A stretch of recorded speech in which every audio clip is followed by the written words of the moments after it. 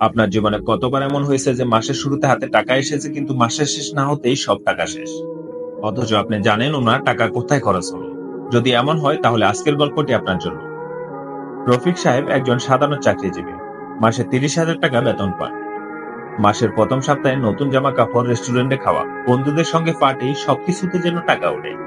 কিন্তু মাসের মাঝামাঝি এলেই দুশ্চিন্তা শুরু হয়। তখন মনে পড়ে বাসা ভাড়া, বাচ্চার স্কুল ফি, বিদ্যুৎ বিল সবকিছুই মেটানো বাকি আছে। অন্যদিকে তারই এক বন্ধু কামাল, যে একই পরিমাণের বেতন পায়, কিন্তু তার জীবন একদম আলাদা। মাসের প্রথমে সে কিছু টাকা সঞ্চয় করে, বিনিয়োগ করে এবং শুধু প্রয়োজনীয় জিনিসগুলোতে খরচ করে।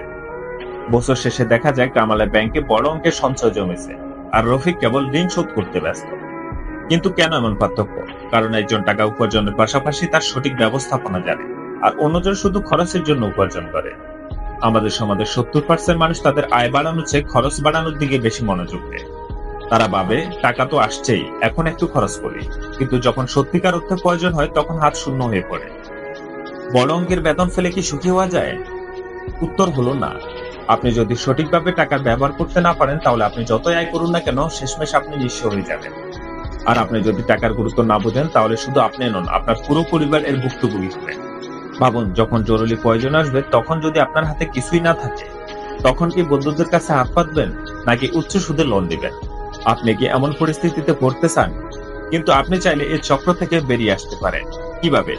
এখানে 5টি সহজ কৌশল আছে যা আপনাকে আর্থিকভাবে সফল হতে সাহায্য করবে। 1. বাজেটিং করুন। প্রতিদিনের খরচ লিখে রাখুন। টাকা কোথায় যাচ্ছে তা না জানলে আপনি কখনো আর্থিকভাবে সফল হতে পারবেন না। 2. অপ্রয়োজনীয় খরচ বন্ধ করুন। কিছু কেনার আগে নিজেকে জিজ্ঞাসা করুন, এটা কি সত্যিই দরকার? যদি না হয় তাহলে অপেক্ষা করুন। 3. সঞ্চয়কে অভ্যাসে পরিণত করুন। প্রতি মাসের আয়ের অন্তত 20% সঞ্চয় করুন। সময়ের সাথে সাথে এটি বিশাল অঙ্কে পরিণত হবে। 5. বিনিয়োগ করুন। টাকা শুধু জমিয়ে রাখলে মূল্য কমবে, কিন্তু সঠিক জায়গায় বিনিয়োগ করলে তা বাড়বে। শেয়ার বাজার, রিয়েল এস্টেট বা অন্যান্য বিনিয়োগের সুযোগ সম্পর্কে জানুন। 5. নিজেকে শিক্ষিত করুন।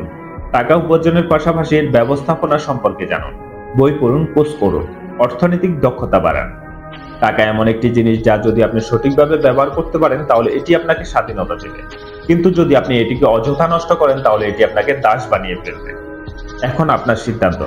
আপনি কি টাকার সঠিক ব্যবহার শিখতে চান, নাকি আজীবন মাসের শেষে সংকটে ভুগতে চান? এই ভিডিওটি যদি আপনার মনের পরিবর্তন আনতে পারে তাহলে এটি আপনার বন্ধুদের সঙ্গে শেয়ার করুন, কারণ হয়তো আপনার কাছে কেউ এই ভুলগুলো করছে। আর নিয়মিত আর্থিক শিক্ষা পেতে আমাদের চ্যানেলটি সাবস্ক্রাইব করুন।